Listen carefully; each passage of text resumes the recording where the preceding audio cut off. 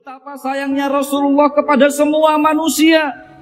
Semua disayang oleh Rasulullah. Tidak memandang dia muslim ataupun tidak muslim. Semua disayang oleh Rasulullah. Merangkul Nabi di malam sunyi. Judul ini berisi ajakan kepada kita semuanya untuk lebih dekat kepada Nabi. Semakin hari semakin dekat, bahkan bisa merasakan merangkul Nabi di malam sunyi. Insya Allah, kalau kita semua, anak cucu kita lebih dekat kepada Nabi, tidak mungkin kita melakukan penjarahan, pencurian, apalagi itu hak miliknya orang, sampai merusak fasilitas umum, pembakaran, padahal itu juga milik negara. Kalau itu miliknya 280 juta rakyat, maka besok bertanggung jawab kepada 280 juta orang. Maka jamaah sekalian, masjid ini dan seluruh masjid, bahkan seluruh majelis taklim, seluruh taman pengajian Quran, itu punya andil besar, punya jasa besar terhadap bangsa yang kita cintai ini. Andaikan tidak ada majelis-majelis pengajian seperti ini, andaikan tidak ada acara-acara hari-hari besar yang sering kita lakukan seperti itu, maka hancurlah Indonesia ini. Sebab semakin banyak orang-orang yang melakukan tindakan-tindakan kriminal. Hadirin sekalian yang sangat saya hormati, Allah sudah mengkondisikan supaya kita ini setiap hari lebih dekat kepada Rasulullah. Paling tidak ada 3 hal yang mendekatkan kita kepada Rasulullah. Yang pertama, setiap hari Senin kita dianjurkan oleh Rasulullah untuk berpuasa. Masya Allah, puasa ini sehat jemaah sekalian. Ketika ditanya, wahai Nabi, kenapa engkau puasa hari Senin? Dalam hadis riwayat Muslim dari Abu Qatadah radhiyallahu anhu, Nabi kita menjawab, iya, hari Senin adalah hari kelahiranku, plus hari Senin saya pertama kali menerima wahyu. Jadi hadirin sekalian, setiap hari Senin sambunglah hati kita kepada Rasulullah. Setiap hari Senin sambungkan hati kita kepada Rasulullah. Mungkin beberapa detik kita merenung, ya Rasulullah, ini adalah hari kelahiranmu. Ya Allah, jadikan kami, anak cucu kami selalu terbimbing oleh nabimu. Ya Allah, hari Senin adalah turunnya wahyu, maka jadikanlah hidup kami, keluarga kami, anak cucu kami terbimbing selalu dengan wahyu Al-Quran. Hadirin, jadi menyikapi hari Senin saja, antara orang mengerti dan tidak mengerti itu beda. Beda, orang mengerti dan tidak mengerti itu beda. Mungkin Senin bagi orang yang tidak mengerti biasa-biasa saja, hari Senin. Tetapi bagi orang yang mengerti, hari Senin dia bersolawat kepada Nabi. Ya Allah, ini hari kelahiran nabimu, jadikan kami menjadi pribadi yang bisa mirip dengan akhlak nabimu. Hadirin sekalian, itu yang pertama. Yang kedua, setiap hari kita selalu mendengar azan. Satu hari kita mendengar azan 5 kali. Kita semua disuruh menjawab azan, yang itu ada kalimat Muhammadar Rasulullah. Asyhadu anna Muhammadar Rasulullah. Azan 10 kali kita dengar, kita menyebut nama Nabi Muhammad. Belum ditambah iqomat. Iqomat disebut 1 kali, berarti 5 kali.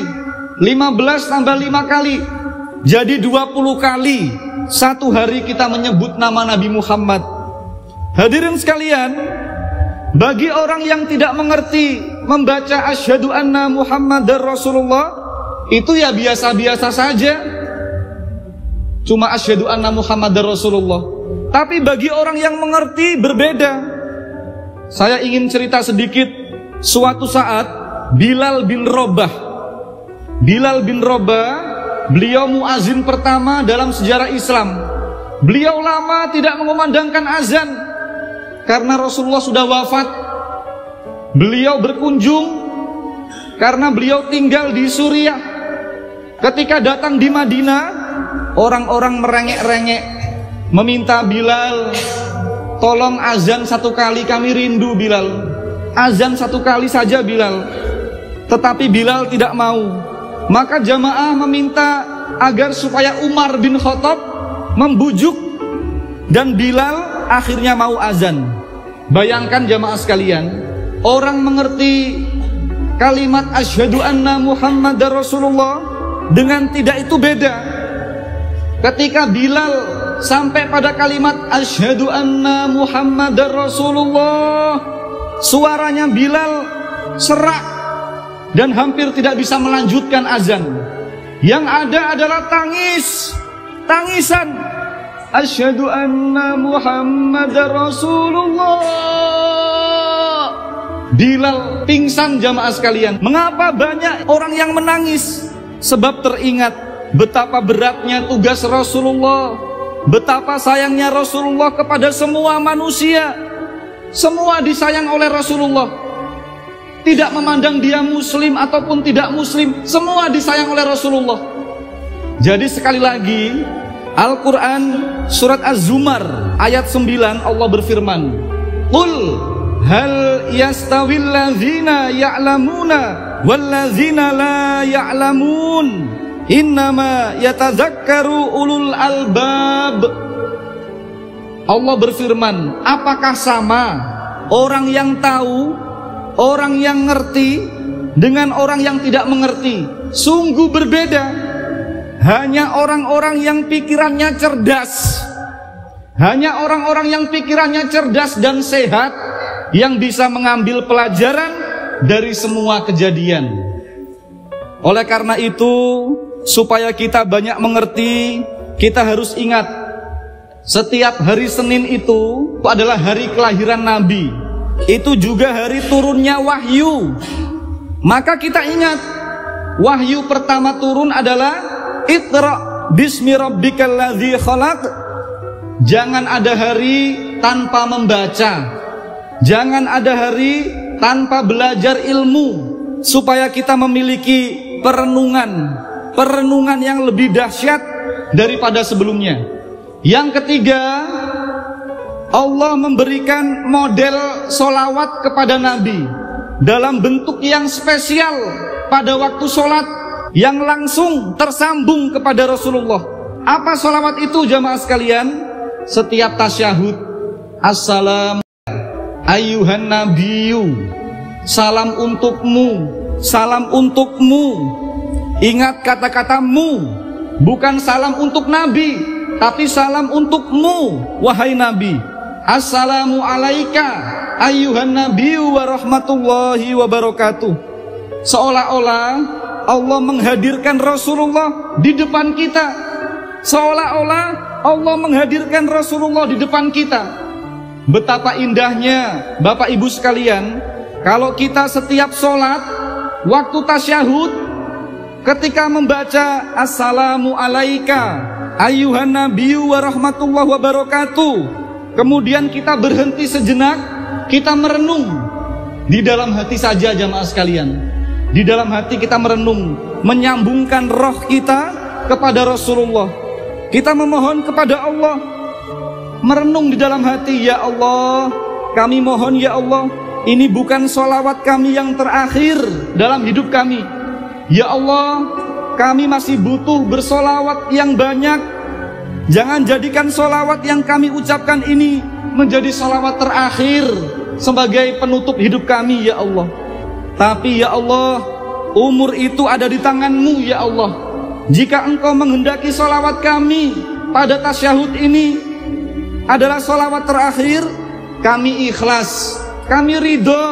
Tapi kami mohon diganti dengan perjumpaan kami di dalam surga, berjumpa dengan Nabi-Mu. Kami ingin diganti besok ketika Israel mencabut nyawa kami, Engkau datangkan Rasulullah kepada kami dengan wajahnya yang indah, dengan parfumnya yang luar biasa harum, lalu mengajari kami la ilaha illallah Muhammadur Rasulullah. Sangat indah jamaah sekalian. Sangat indah kalau kita membaca sholawat pada tasyahud itu.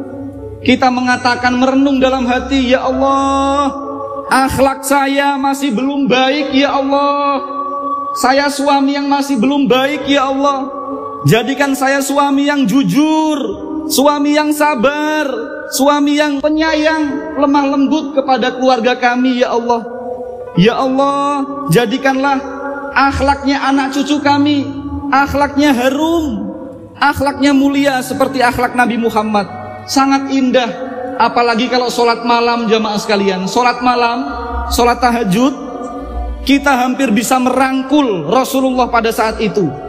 Orang muslim kalau mengaku umat Rasulullah, kalau boleh sekali-kali sholat malam, walaupun hanya 4 atau 2 menit sebelum subuh, itu sudah sholat malam. Lalu kita dalam tasyahud itu mengatakan dalam hati merenung, ya Rasulullah, kami ingin selalu berkunjung ke tempat kelahiran-Mu di Mekah, dan kami ingin berziarah, membaca sholawat yang sama seperti ini di makam-Mu ya Rasulullah di Madinah.